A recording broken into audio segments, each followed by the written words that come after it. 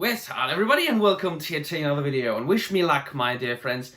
Wish me luck so that I do not get into a fit of coughing during this video. I still have a severe case of the cold, so let us hope, praise the Emperor, that I will get through this review in one piece. So, I am continuing, my dear friends, with my venture into the Warhammer 40k universe. Now, some of you who have been following me for quite some time know that, sorry, despite being a fantasy and science fiction aficionado, I've only recently got into Warhammer 40k about 3.5 months ago.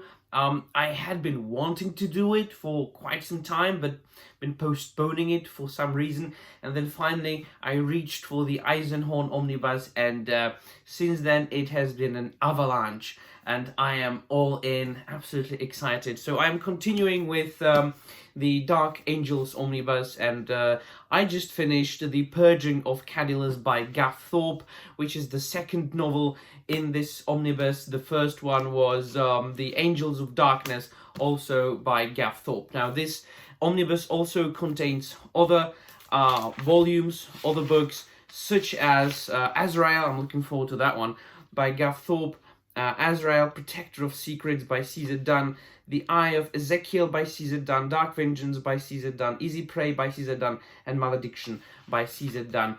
Whereas the first story, which I made a video about a couple of weeks ago, which was The Angels of Darkness, talked about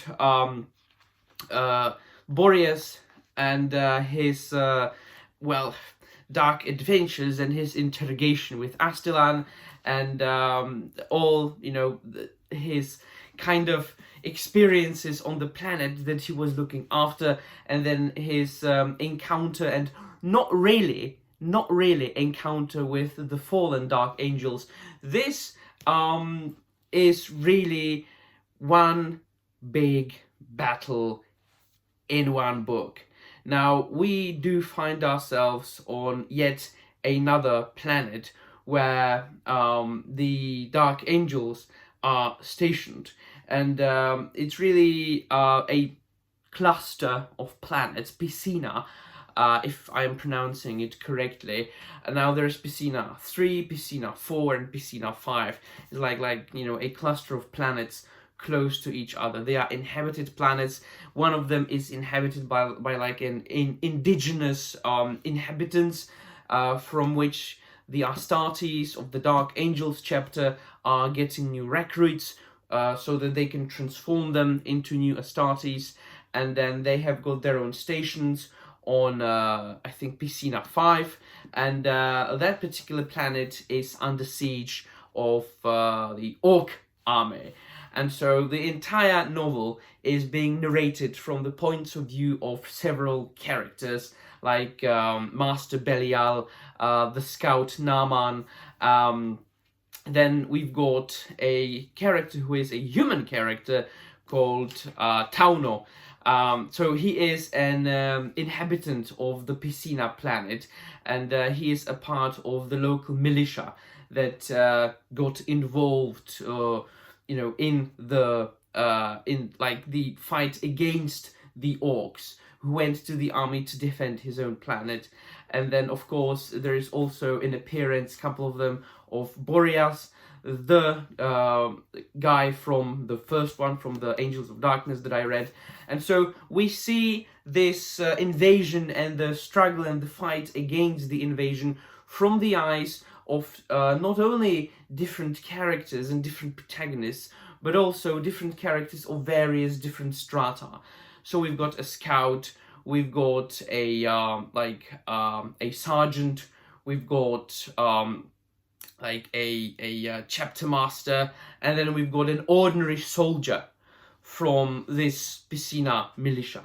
And so I have always been, so far, enjoying extremely reading stories about the Astartes, and because it's and I don't know if I should use the word, because sometimes if one word is overused, people sometimes lose any clear idea of what that particular word means, but I think that the word based describes the Astartes the most. It's like, it's very close to why I love the old Germanic peoples, from what we read in like historical texts and from the old Icelandic sagas. Like, it's all based on honor, loyalty, bravery, dedication, brotherhood. It's all, just about, all right, brothers, we are going to fight for the emperor, we are going to fight for the people of the emperor, and we are going to fight no matter what. We are going to fight for the right cause, because we are the Astartes. Only in death does the duty end. And then, of course, because these are dark angels, it's all about, we are the sons of the lion, Lionel Johnson, and it's like, it's so uplifting. I know, when I get to the other chapters, like, for example, some of the traitor chapters, it'll be a different point of view. But that's exactly what I love about the world of Warhammer 40k. There are so many stories. There are so many points of view. There are so many kinds of stories that you can read. Now, just my own reading experience so far, as a noob, as a Warhammer 40k newbie, Eisenhorn Omnibus, which is, stories told through the eyes of an Inquisitor. And then in the fourth, like a sequel to the trilogy, Magos, it's being narrated from the point of view of like a biologist. And then Horus Heresy, from which I read like the first 4 volumes, it is narrated for the most part from the point of view of like the Astartes, but the old Astartes from the time of the Great Crusade and the Horus Heresy, plus some of the remembrancers and the poets and the singers. And then from the points of view of the Primarchs themselves, like from the point of view of Horus. And here we've got, of course, most of the Astartes, but also from the point of view of the ordinary soldier, the ordinary fella, the Tauno. And here is, when I finished this novel, where I realized that most of what I read about the Astartes so far is so bloody emotional. And a lot of these stories end up on a very, like, heartwarming, emotional note, and that it really grabs your heart and awakens emotions in you. Because whereas the first novel in this series, The Angels of Darkness, ends up with spoilers, if you haven't read it, cover your ears until I show this. This means that spoilers are over, so cover your ears. It ends up with a tremendous sacrifice. And then this one ends with the ordinary guy who's alright, I suppose spoilers. So leave who hasn't read it and want to read it. Sorry.